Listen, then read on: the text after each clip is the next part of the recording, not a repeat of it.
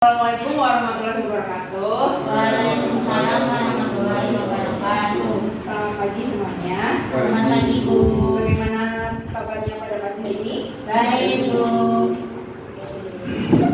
Sebelum kita mulai pembelajaran, Ibu cek kehadiran dulu. Apakah ada yang tidak hadir? Hadir semua, Ibu. Oke. Selanjutnya, sebelum kita belajar pada pagi hari ini, kita berdoa sesuai dengan agama dan amalan masing-masing. Berdoa mulai. Berdoa selesai. Nah, anak-anak apakah sudah siap belajar pada pagi hari ini? Siap, Bu. Oke, kita mulai. Materi mengenai sistem peredaran darah manusia.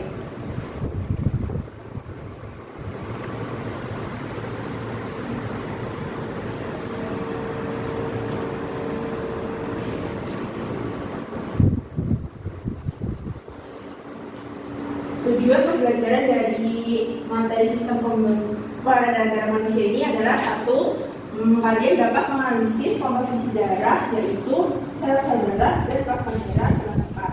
Dua, kalian mampu menganalisis penggolongan darah manusia dengan tepat. Tiga, mampu menganalisis proses pembekuan darah pada manusia dengan tepat. Empat, menganalisis struktur dan fungsi alat peredaran darah dengan tepat. 5. Mampu menganalisis mekanisme peredaran darah pada manusia dengan tepat. 6. Mampu mengidentifikasi kelainan dan gangguan pada sistem peredaran darah. 7. Menjelaskan teknologi yang berkaitan dengan kesehatan jantung. Sebelum kita masuk ke materi, Ibu akan menampilkan video untuk kalian tonton. Ini pembekuan darah yang disebut dengan jantung. Antara jantung dan tubuh ada pembuluh darah. Dalam video kali ini kita akan membahas jantung dan pembuluh darah. Yuk fokus dan simak video berikut ini.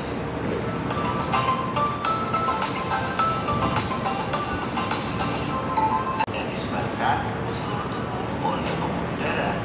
Oleh karena itu, mari kita bahas satu persatu dari organ yang berperan dalam sistem peredaran darah. Yang pertama adalah jantung.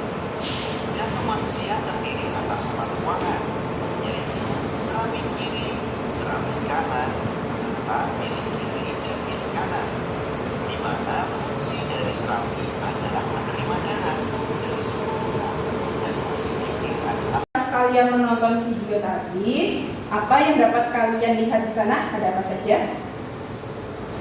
Jantung memompa seluruh darah ke seluruh tubuh. Ya, betul. Nah, selanjutnya kita akan membahas organ yang ada di sistem peredaran darah. Sistem peredaran darah itu nama lainnya adalah sistem sirkulasi. Sistem sirkulasi adalah sistem transportasi yang berfungsi untuk mengangkut berbagai zat di dalam tubuh. Fungsinya yaitu satu, mengedarkan oksigen dari paru-paru ke seluruh tubuh dan mengangkut karbon dioksida sisa aktivitas sel dari tubuh ke paru-paru untuk dibuang. 2. Mengangkut nutrisi yang diperlukan untuk metabolisme tubuh dari sistem pencernaan dan membawa sisa metabolisme ke ginjal untuk dibuang. 3. Mengangkut hormon.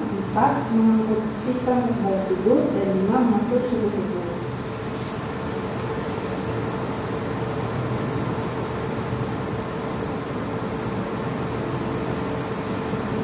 Selanjutnya di sini adalah ada organ dari sistem peredaran darah, yaitu pertama ada jantung.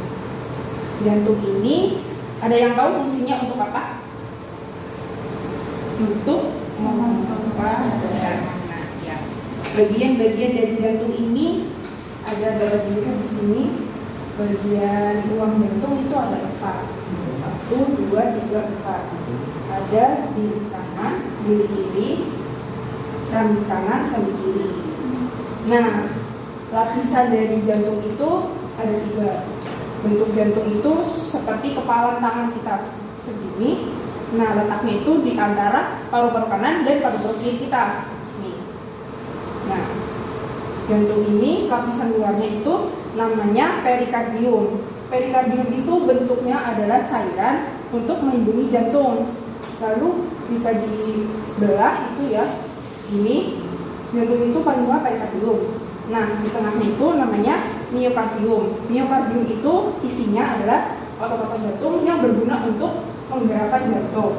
Nah, lalu di dalamnya lagi ada namanya lapisan endokardium. Endokardium ini merupakan lapisan yang berhubung langsung dengan rongga jantung.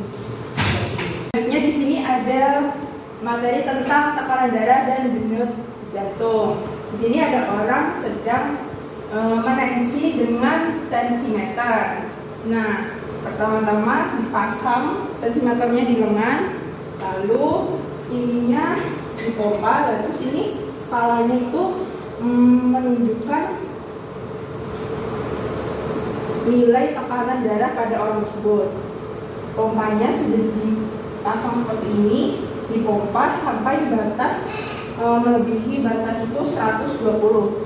Di atas 120 dipompa, terus dipompanya itu dibuka, terus nanti darahnya itu terdengar di stetoskop, pasang di sini, darahnya terdengar duk begitu. Nah, satu ketukan itu namanya adalah tekanan sistolik.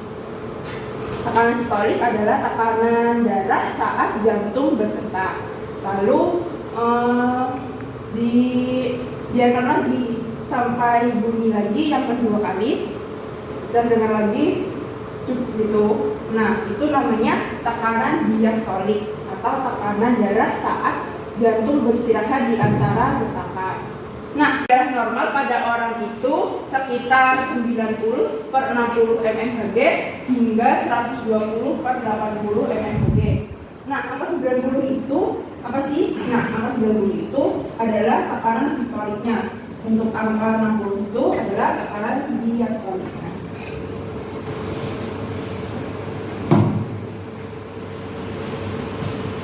Selanjutnya, organ pada sistem peredaran darah ada pembuluh darah. Pembuluh darah itu ada 3, pembuluh darah arteri, pembuluh darah kapiler, dan pembuluh darah vena. Pembuluh darah antara pembuluh darah arteri dan pembuluh darah kapiler di sini ada namanya arteriol. Lalu antara pembuluh darah kapiler dengan pembuluh darah vena ada namanya pembuluh darah vena.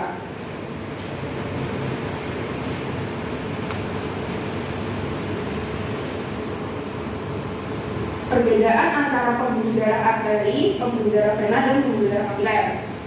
Dinding dari pembuluh darah arteri itu tebal dan elastis. Ini tebal dan elastis. Nah, terus kalau vena itu dindingnya tipis dan kurang elastis. Kalau kapiler tipis dan semi-permeabel. Lalu arah aliran dari arteri itu meninggalkan jantung. Jadi di sini arteri meninggalkan jantung, maksudnya jantung itu kan membawa darah. Nah, darah dari jantung itu disalurkan melalui arteri. Lalu aliran darah vena yaitu menuju jantung. Aliran darah kapiler itu berawal dari arteriol ini. Tekanan darah arteri itu kuat dan memancar. Tekanan darah vena lemah dan menetes. Lalu untuk tekanan darah kapiler pelarian antara sistem bertekanan tinggi dengan sistem bertekanan rendah. Maksudnya itu arteri itu kuat dan memancar. Nah, kalau kita sedang luka, kalau lukanya itu sampai, misalnya kalau kita itu sedang luka, lukanya itu sampai kuat memancar, sampai mancur-mancur gitu, berarti pembuluh darah arteri kita itu yang terluka, tergores. Kalau lukanya kita itu lemah dan menetes, itu cuma menetes sedikit, itu berarti pembuluh vena saja yang tergores. Selanjutnya, darah pada pembuluh darah arteri ini banyak mengandung oksigen, sedangkan darah pada vena ini banyak mengandung karbon dioksida. Lalu pada kapiler banyak mengandung oksigen. Letaknya arteri ini lebih dalam dan letaknya vena dekat dengan permukaan tubuh. Untuk kapiler letaknya antara arteri dan vena. Lalu sifat dari klep. Pada arteri hanya ada pada klep sistem pembuluh darah arteri ini hanya ada pada satu di pangkal nadi. Nah, kalau vena berada banyak di samping pembuluh darah, yang ini namanya klep. Di samping-samping pembuluh darah. Kalau di kapiler tidak ada klepnya.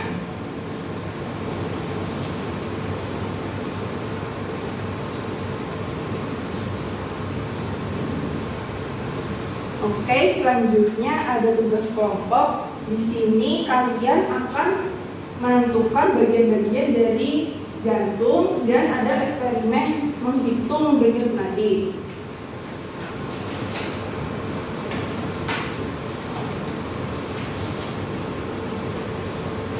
Di sini Ibu akan membagi menjadi dua kelompok, kelompok 1 dan kelompok 2.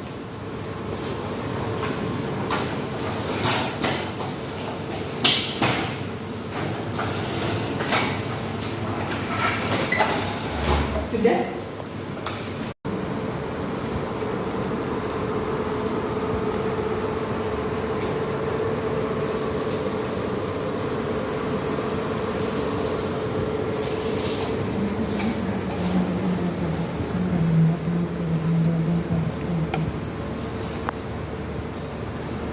Selesai mengerjakan soal nomor 1?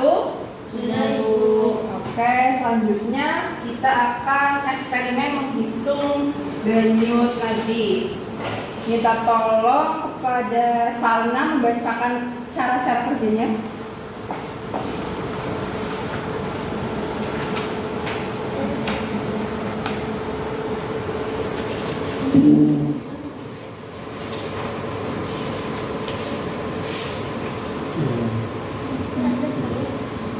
Yang pertama, sediakan stopwatch atau analogi, hitunglah denyut nadi Anda dengan cara berikut. Yang pertama itu tempelkan jari telunjuk dan jari tengah Anda pada pergelangan tangan.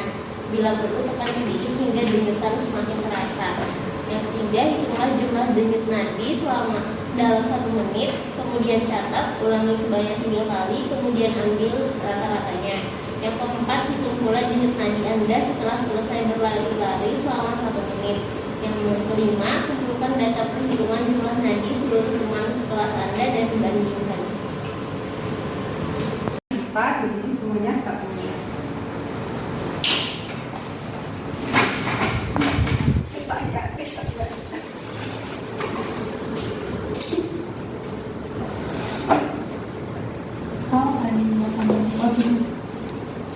Jadi yang pandai kalau aku kata lo. Sudah? Mulai 1, 2, 3. Ayo terus.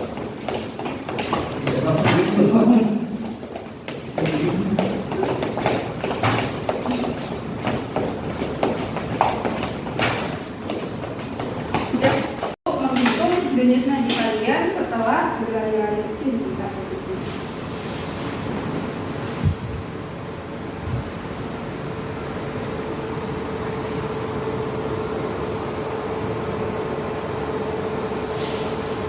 Lalu mencatat hasilnya di tabel ya.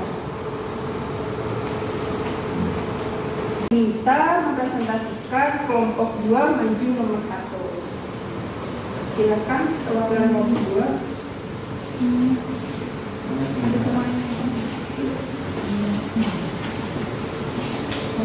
Menunjukkan bagian-bagian yang baru.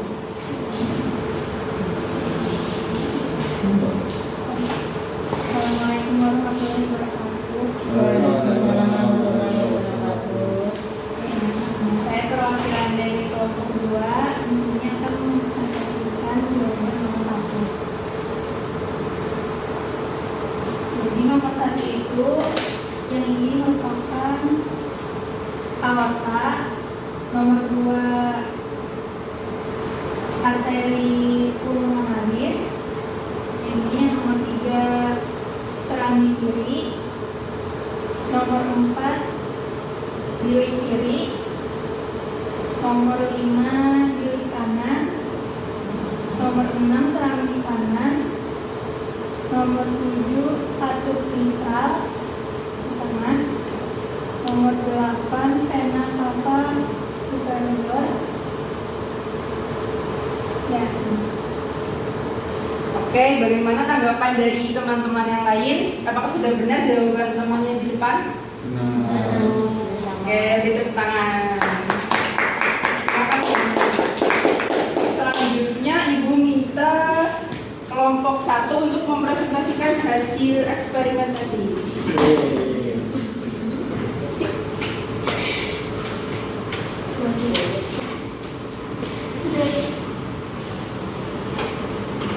Baik, jadi di sini saya perwakilan dari kelompok 1 ingin mempresentasikan hasil kerja kelompok kami. Nah, pada pertanyaan pertama, mengapa terjadi perbedaan frekuensi denyut nadi antara saat istirahat dengan setelah berlari-lari? Nah, itu tuh karena denyut nadi setelah lari akan meningkat akibat adanya detak jantung yang memompa darah lebih cepat untuk memenuhi kebutuhan oksigen sel yang beraktivitas berat.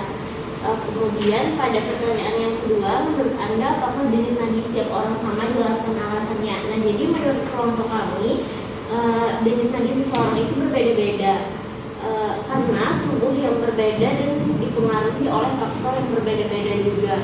Dan yang terakhir yaitu berdasarkan eksperimen di atas, coba Anda simpulkan faktor apa saja yang mempengaruhi frekuensi denyut nadi.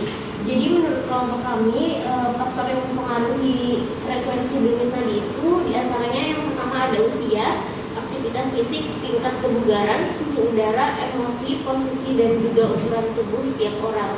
Itu saja presentasi dari kelompok kami. Terima kasih. Baik, terima kasih kepada kelompok 1.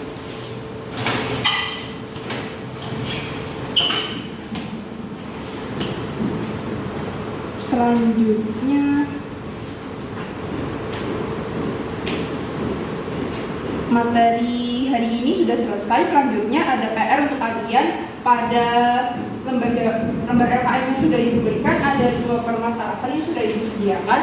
Nanti kalian secara individu menjawab permasalahan yang sudah Ibu sampaikan untuk kita bahas di minggu depan.